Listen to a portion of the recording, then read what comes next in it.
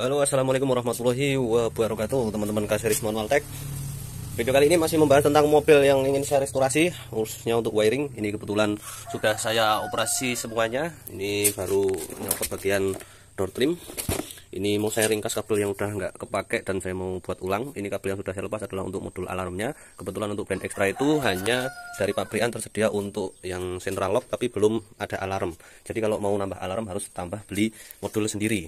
Nah, jadi di video kali ini saya hanya ingin mengenalkan kepada teman-teman mobil Kijang ini modul apa aja yang ada pada varian brand Extra. Artinya mobil ini kan aslinya sangat sederhana sekali, baik dari mesin maupun fitur-fiturnya. Tapi mungkin teman-teman bingung atau belum tahu posisi modul yang mau dicari. Contohnya modul central lock itu di mana, modul power window itu di mana. Karena sistem kerja dari fitur-fitur yang disematkan itu kan pasti harus menggunakan komponen elektronika. Oleh karena itu, bagi teman-teman yang mungkin menemukan benda atau kotak-kotak yang, aduh ini apa ya? Kalau ada tulisannya mungkin bisa dipelajari, tapi kalau nggak ada tulisannya kan bingung. Oke, jadi teman-teman di sini sembari saya buka-buka semua. Jadi saya mau sekalian mengenalkan komponen-komponen elektro yang disematkan pada mobil Kijang. Meskipun mobilnya tahunnya 90-an, tapi menurut saya untuk fiturnya udah lumayan untuk yang Grand Extra ya. Karena fiturnya sudah power window, sudah central lock, dan juga ada istilahnya lebih komplit, ada double blower juga. Tentunya itu yang akan membuat perkabelan pada mobil ini itu jauh lebih berisi daripada mobil Kijang Super yang lama. Karena Kijang Super yang lama tentunya belum ada central lock, juga belum ada power window, jadi akan jauh lebih ringkas. Sedangkan kalau ini fiturnya udah komplit, udah central lock, udah ada RPM juga, tentunya kan ini agak kompleks dibandingkan Super yang lama. Mulai dari sini ya teman-teman. Jadi sembari kita dari yang paling kanan, teman-teman di dalam pintu sopir akan menemukan modul pertama, ya ini warnanya coklat, adalah modul untuk memanajerial masalah power window. Nah, di sini kan teman-teman lihat power window di sini kan ini saklar yang paling kanan adalah saklar untuk up and down pada bagian jendela sebelah penumpang. Jadi ketika sopir sendirian, kaca di sana itu pengen dinaikkan atau diturunkan, itu sopir tidak usah perlu tangannya ke sana, tapi tinggal mencet tombol ini. Jadi ini adalah tombol untuk mengakomodir up and down pada bagian jendela sebelah kiri. Sedangkan pada bagian tengah, nah ini untuk bagian pintu sopir. Di sini kalau teman-teman lihat, di sini ada ini auto down. Jadi sekali pencet dia akan turun sampai habis, tidak perlu ditahan. Sedangkan yang atas auto up itu ketika dipencet sekali dia langsung up terus kacanya sampai nutup habis. Sedangkan di tengah-tengah ini ada bagian untuk yang mau seberapa levelingnya. Ini manual, artinya tidak auto ya. Jadi di sini auto down, auto up, dan ini untuk yang leveling. Sedangkan pada bagian sopir yang sebelah kiri itu tidak ada auto up auto down, masih harus ditahan. Sedangkan pada bagian sini itu untuk mengaktifkan atau menonaktifkan pada bagian jendela penumpang. Jadi ini diperuntukkan ketika teman-teman bawa anak kecil, biar itu saklar di situ nggak bisa dimainkan sama anak-anak, teman-teman bisa ini dimatikan fitur untuk buka tutup jendela. Jadi tidak bisa diaktifkan dari sini maupun dari sana. Jadi ketika bawa anak kecil itu bisa di on off kan untuk yang jendela sebelah kiri. Sedangkan pada bagian ini yang sudah rusak, ini untuk yang modul central lock atau pengunci naik turun. Jadi ketika mesin hidup pengen nurunin penumpang, tinggal dipencet open, maka ini nanti akan naik. Kalau mau di lock dipencet turun, dia akan mengunci seperti ini. Itu berlaku untuk semua pintu. Jadi pada bagian sopir ini memang agak kompleks, dan modul yang ngatur untuk power window itu ada di dalam sini. Ini dari pabrikan ditutupi plastik seperti ini. Nah, itu untuk soket yang pertama. Dan soket yang kedua ini sudah dipotong ya, kemarin dibungkus tidak difungsikan karena memang ini modulnya sudah pakai universal. Nah, ini sudah pakai universal, nggak pakai orinya. Kalau ori dari Kijang itu besi ya, kabelnya kabel 4 nih. Sedangkan kalau yang universal itu sudah kabel 5. Nah, ini yang universalnya, ini kabelnya tuh. Ini ada kabel 3 dan ada kabel 2 lagi yang nggak kepasang, ini yang biru sama hijau. Jadi sama aja secara fungsi. Jadi ini memang kemarin sudah dibungkus karena cari central locknya yang ori mungkin sudah susah, jadi diganti pakai universal. Jadi ini kabelnya disembunyikan, tidak difungsikan lagi karena soketnya berbeda. Dia buat jalur lagi, ini jalurnya untuk yang pistol power central lock. Nah, ini nanti maju ke sana, menuju ke central locknya, menuju ke modul ini teman-teman, modulnya. Nah, kalau modulnya universal seperti ini. Kalau modulnya central lock yang untuk menggerakkan ini, itu lokasinya ada di dalam sini, itu bekasannya. Boxnya ada di sana, saya lepas kemarin tuh boxnya, karena itu sudah kopong rusak, rangkaiannya sudah nggak ada. Jadi di sini kalau teman-teman nemu kotak modul, itu adalah modul central lock untuk mengakomodir ini bagian ini pada semua pintu ya. Jadi ketika ini ditarik atau dia manual, dia akan menggerakkan pada semua pintu, selain bisa pakai saklar juga. Nah, kemudian selanjutnya di sini ada benda yang mungkin, benda yang mungkin tuh asing, nggak tahu fungsinya. Ini lepaskan dulu. Ini jarang-jarang yang bahas ini. Semua mobil Kijang ada. Ini namanya adalah electric breaker. Dia itu kalau di rumah macam kayak MCB di meteran. Jadi kita di sini mengenal yang namanya sekring, itu adalah untuk pengaman, dan breaker ini adalah final untuk pengamannya. Jadi ini adalah di dalamnya ada plate thermal. Jadi ketika terjadi konslet yang di bagian sekring ini sudah tidak bisa mengakomodir, atau pada bagian seluruh mobil ini ada konslet yang tidak pakai sekring, final terakhir pengamannya adalah pakai breaker ini. Jadi breaker elektrik ini adalah di dalamnya ada besi thermal yang ketika suhunya meningkat dia akan lepas. Artinya besi itu ketika panas dia akan lepas. Besinya misalkan ini besi seperti ini, dia kalau panas lepas, tapi kalau nanti dingin dia akan berhubungan lagi.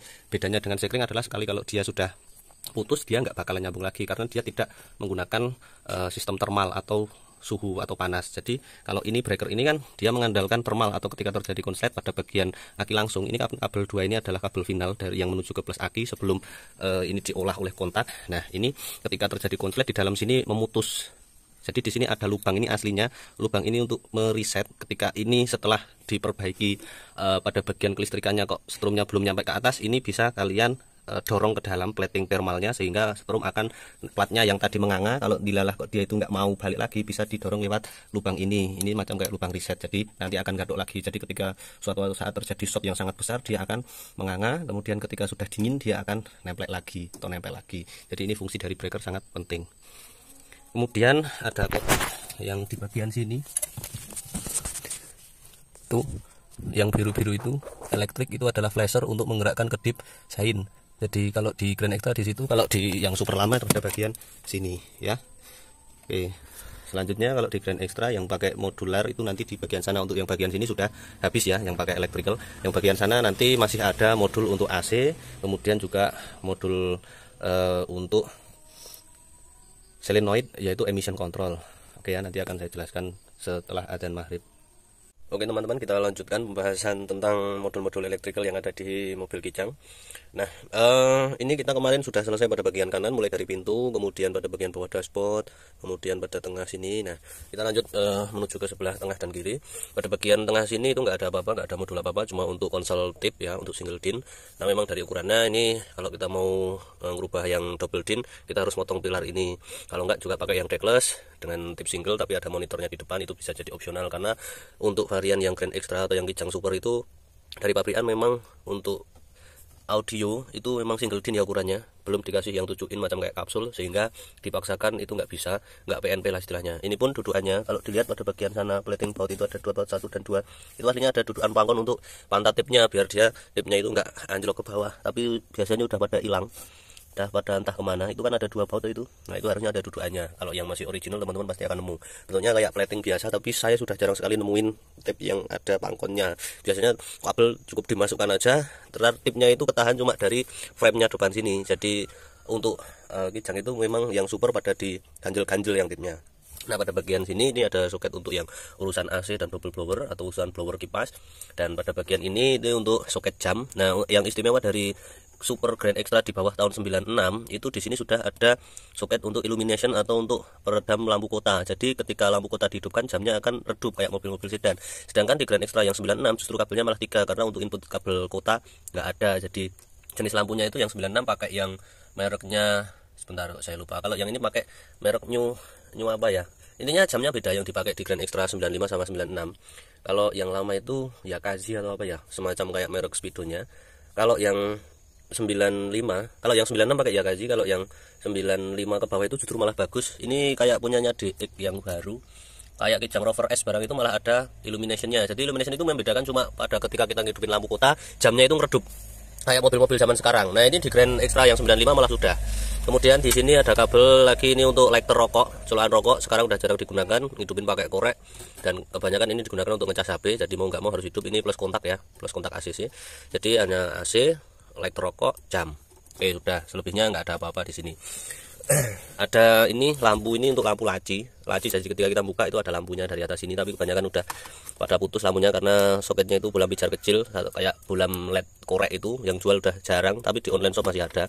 Ini pengen besok saya belikan, baru nunggu barangnya sampai, karena saya memang pengen semua tak balikin normal. Ada lampu-lampu kecil tetap tak balikin, dan ada satu lagi lampu yang macam kayak lampu laci ini, tapi dia nurun ke bawah karena itu untuk penerangan pada bagian kaki harusnya, tapi dari pabrikan nggak dibuat proper, dudukannya ngelembreh gitu aja, tapi itu udah pada jarang digunakan.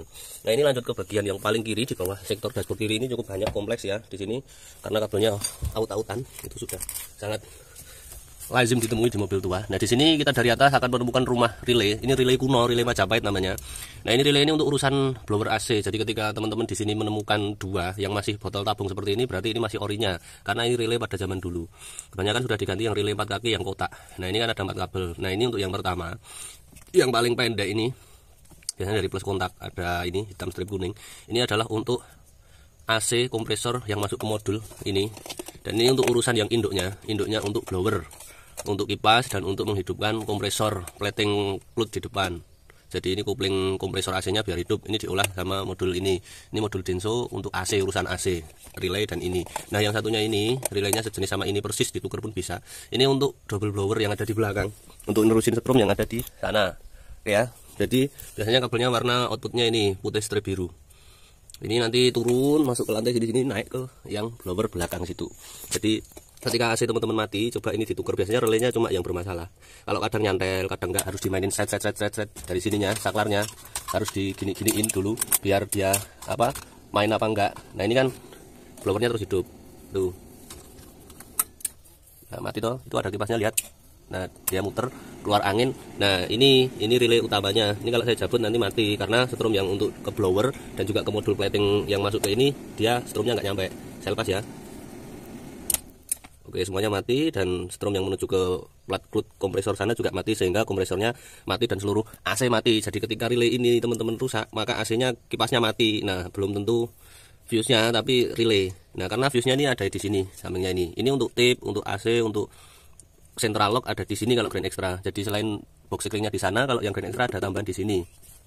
Nah ini relay ini. Jadi ketika teman-teman kok mati AC-nya atau sama blowernya, kalau kipas ya, ini bukan ngomongin adem atau nggak adem, itu coba cek. Ini sering sekali bermasalah. Nah caranya boleh dipinjamkan samping sini. Ini ya, sama kakinya dipinjam, taruh sini. Nah kalau sama yang lampu di sana, sama-sama tabung, itu kan di sana ada itu, yang di bagian pedal itu buletan, tuh buletan itu. Ini ya, itu beda teman-teman, karena dia kaki 3, sedangkan pada bagian ini kaki 4, jadi nggak bisa buat nuker. Yang bisa buat nuker cuma 2 ini.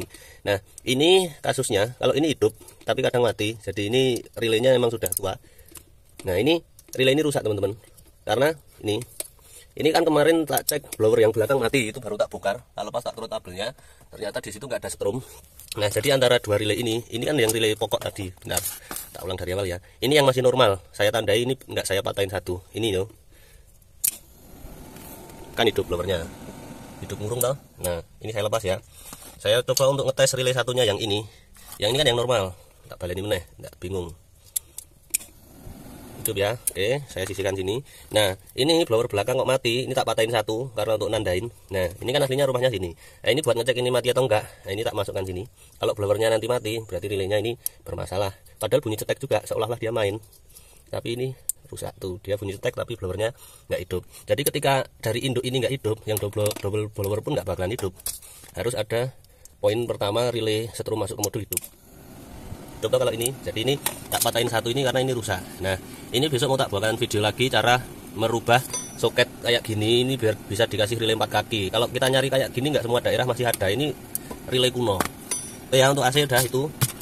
Ini modul AC, ini setting untuk bagian radio, bagian central lock, tambahan yang selain kayak super, power window ya di sini. Nah, kemudian tak matikan. Oke, untuk AC sudah. Lanjut ini. Nah, di sini ada bagian yang sekarang baru ramai dibahas di anak-anak kijang, karena banyak bengkel yang aslinya disetel-setel aja karbunya tapi nggak menyentuh pada bagian ini, padahal ini justru kompleks, nggak hanya untuk masalah irit atau enggaknya, tapi ini untuk urusan langsam, untuk urusan mobil itu digas, dilepas, sok mati, dioprak aja karbunya. Padahal ini yang bermasalah. Nah ini yang namanya adalah modul emission control. Ini gunanya untuk memanage massa pada bagian solenoid karbu. Jadi ini ada 5 kabel ini juga, dia sistemasinya itu mengambil sinyal pada bagian vakum depan. Pokoknya intinya ini modul ini untuk mengolah mainnya solenoid karbu. Ini menuju ini. Nah, ini teman-teman, ini yang namanya solenoid karbu atau solenoid panjuran langsam. Ini ada 2 kabel, warnanya ini masalahnya saya buatkan video ini enaknya apa, mobil itu masih ori kabelnya, belum out-outan. Nah, di sini ada kabel putih strip hitam itu untuk masanya, dan hitam strip kuning untuk plus kontaknya. Jadi ini ketika kontak dimasukkan on, spidol lampunya hidup, ini plusnya masuk. Nah, pada bagian plus bagian main putih strip hitam ini, masanya itu harusnya putus nyambung, itu diakomodir oleh modul tadi, yang hijau tadi modul emission control namanya. Dan modul tadi ngambil sinyalnya, triggernya dari ini vakumnya. Ketika dia vakum ini kan kalau posisi netral dia nyambung main terus, jadi ketika dia kesedot nanti mainnya terputus, itu teman-teman. Jadi intinya modul tadi untuk menggerakkan emission control ini. Jadi ketika teman-teman kok ngadepi kasus mobilnya lepas gas kok mati, ya berarti modul itu yang rusak, atau pada bagian ini yang kesumpelan atau selangnya ini lepas. Selangnya nggak pas masang, juga pernah kasus ada orang baru bongkar karbu masang selangnya kebalik, jadi ini malah dipasang di bawah sini, nih malah ini yang dipasang di atas, jadi dia sampai pusing nggak bagus ini oleh masang selang kebalik kok aku. Nah, ini vakum untuk emission control. Jadi ini ada 2 kabel, ini kalau posisi netral dia menghubungkan main, kalau posisi kesedot dia memutus main ya. Ini untuk yang emission control. Ya, nggak bahas terlalu dalam karena kemarin sudah tak bahas videonya, pupuk aja di beranda saya. Nah, lanjut untuk yang sebelah dashboard bawah kiri udah selesai semua, udah nggak ada apa-apa. Kita lanjut ke depan sini aja.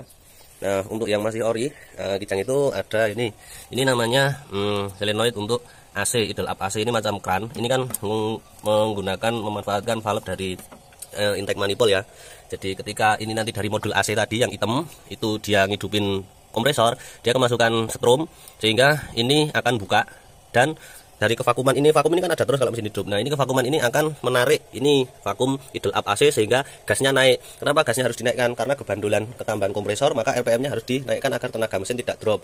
Karena istilahnya kalau netral kan kompresornya nggak hidup, tenaganya nggak perlu besar. Nah, berhubung sekarang untuk ngidupin AC, maka mobil harus besar tenaganya, RPM-nya harus tinggi. Maka ini namanya solenoid idle up AC, solenoid AC. Ini kayak kran, kalau kemasukan strom, ini kabel merah ini dari modul tadi, ini akan buka vakum manifold, di sini akan diteruskan menuju ke vakum idle up ini. Jadi ini dia akan nyunduk, ini kan dia akan nyunduk tuas gasnya di sini, maka RPM akan naik. Jadi ganjel istilahnya. Nah, jadi yang satunya ini juga ikut ground, ada 2 kabel ya, yang satunya itu dari modul AC yang di bawah tadi, yang dekat relay bulat tadi. Oke, ini fungsinya untuk urusan AC. Harganya 60.000 sampai 70.000 ini kalau rusak. Kemudian ini sampingnya ini namanya regulator kalau bahasa teknisnya. Dan di sini ini masih orinan, regulator kalau bahasa bengkelnya ketot. Ketot ini gunanya untuk ngatur rectifier pada bagian pengisian dinamo alternator. Nah, kalau super lama dinamonya itu.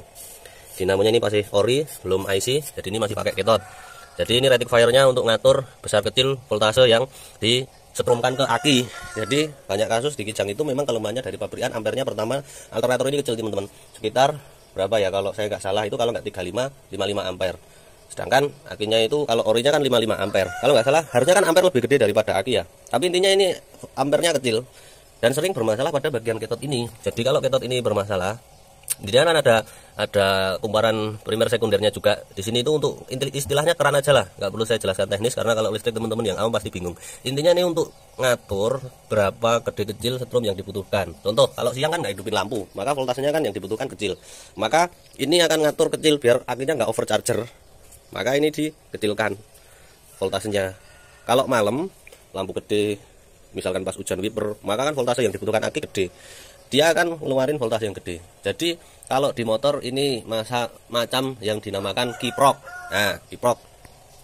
Nah, ini sering kali bermasalah. Posisi diam kalau dia sudah error, nggak dihidupin apa-apa, diparkirin kok ngedrop akinya. Nih, makanya sekarang sudah banyak teman-teman yang buang ini, soketnya lepas, ketot lepas, ganti alternator pakai punya kijang kapsul yang sudah IC. IC itu jadi rectifiernya sudah ada di dalam dinamonya sekalian. Jadi ini nanti cukup dijammer aja soketnya untuk indikator yang ada di lampu, speedo, dan juga untuk terusan pada bagian dalam kabin. Intinya untuk sinyal, ada yang komen di chamber, itu di video lama udah saya jelaskan. Intinya sekarang udah pada dilepas guang, tapi ini masih normal, jadi kita tetap pertahankan. Nah, ini teman-teman, saya mau mengajak untuk membahas tentang masalah alternator, karena saya kalau beli kijang, yang pertama saya rubah, yang pokok adalah malah selain saya ngorok radiator, saya pasti tak rubah langsung ke dinamo yang sudah IC. Karena kalau masih bertahan pakai ketot, itu pasti setiap 6 bulan atau 1 tahun awet-awetnya mesti bermasalah. Mbuh kui mau ketotnya yang error apa gimana, drop akinya nggak ngisi, pasti sering sekali bermasalah. Makanya saya ngalami kalau mainan Kijang atau teman ada yang mau sini masih pakai ketot, meskipun masih normal, saya sarankan langsung ganti pakai yang sudah IC. Nah ini KW ya, ini PNP-nya kalau super dikasih punyanya kapsul. Bedanya nanti cuma pada bagian as gantungnya ini kasih ring 2 biji pada bagian sini biar pulinya bisa center sama karetnya di as-skrup. Kalau enggak ya disesuaikan aja. Yang jelas ini PNP, ya rodo-rodo PNP lah, enggak PNP plug karena nambah ring. Nah, tergantung bracketnya sampean, kalau bracketnya sudah pas ya nggak usah tambah ring. Tapi sejauh saya sering ganti itu ini termasuk yang PNP. Sebetulnya kasih alternator apa aja mobil Kijang itu bisa. Kasih punya Zebra bisa, kasih punya Wonder bisa, kasih punya macam-macam. Yang penting kan positioningnya dia itu kenceng dan juga tidak bunyi ya, strengnya bisa kenceng. Nah ini KW merek GP punyanya Kijang kapsul 80 ampere. Nah di sini yang mau saya kasih tahu bedanya sama yang ketot itu gimana. Nah ini kan sudah pakai regulatornya include di dalam sini, jadi dia nggak udah ketotnya nanti guang yang sering bermasalah, sudah diganti pakai nih, udah saya copot baut 8 yang 3 untuk cover safety-nya. Nah casingnya lah istilahnya. Nah ini wah nondok itu cak. Nah ini dari alternator ini kan kalau yang orinya itu cuma ada puli, kemudian laker, ada kumparan apa stator sama kumparan dalamnya, rotornya sama statornya yang kumparan luarnya. Rotor kan yang dalam, yang stator yang luar. Nah itu untuk membangkitkan listrik. Nah yang olah kemudian ketot. Nah di Kijang itu yang sering masalah jadi ketot. Nah di sini kan dirubah pakai punyanya kapsul, jadi regulatornya yang ketotnya itu udah dirubah jadi IC, jadi nggak pakai spool lagi. Jadi ini wujudnya kayak gini. Ini yang kalau ketot versi include-nya di dalam. Nah, jadi ini dia ada di sini komponen elektronnya di dalam. Di sini ada beberapa terminal, kaki 1 2 3 dan di sini ada soketnya. Ini soketnya yang paling kanan itu plus langsung, yang tengah itu plus kontak, yang paling kanan ini adalah yang menuju ke lampu speedo. Jadi ini kalau IC-nya ini rusak, ini akan mengeluarkan merubah menjadi massa terus ya. Jadi nanti plus apa? Jadi nanti lampu di speedo itu hidup terus menandakan bahwa ini nggak ngisi. Nah ini yang saya maksud rectifier-nya. Ini kan aki bisa ngecas itu kan keluar dari baut 10 ini. Jadi ini dinamo ngeluarin setrum, diolah sama ini. Jadi ini kebanyakan kalau rusak, tapi jauh lebih awet daripada ketot. Ini kalau beli harganya 200-an ya tergantung merek. Ini biasanya diodanya ini melembung.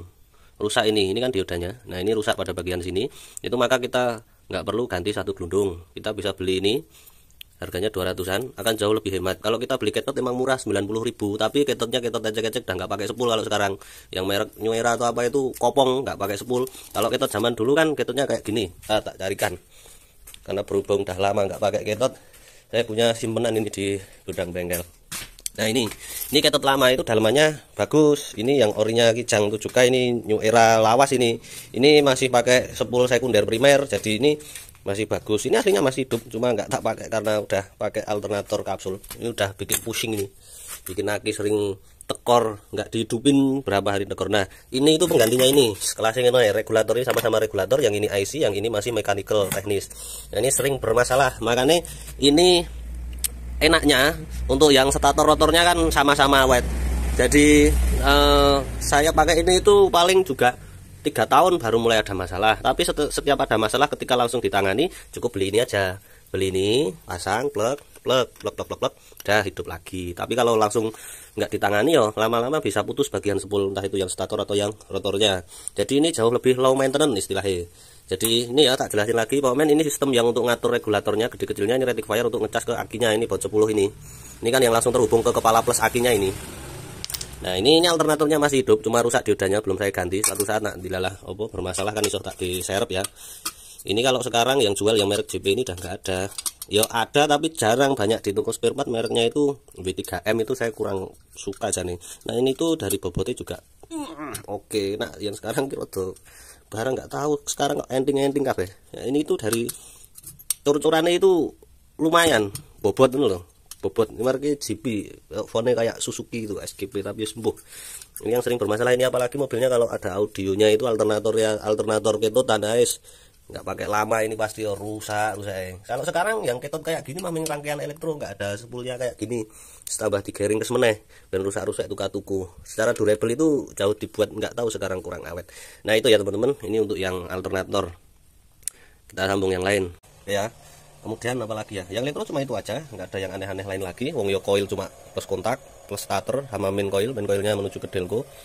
cuma itu aja. Nah, ini dinamo wipernya kijang lama itu belum ada intermittennya, jadi ini cukup 4 kabel.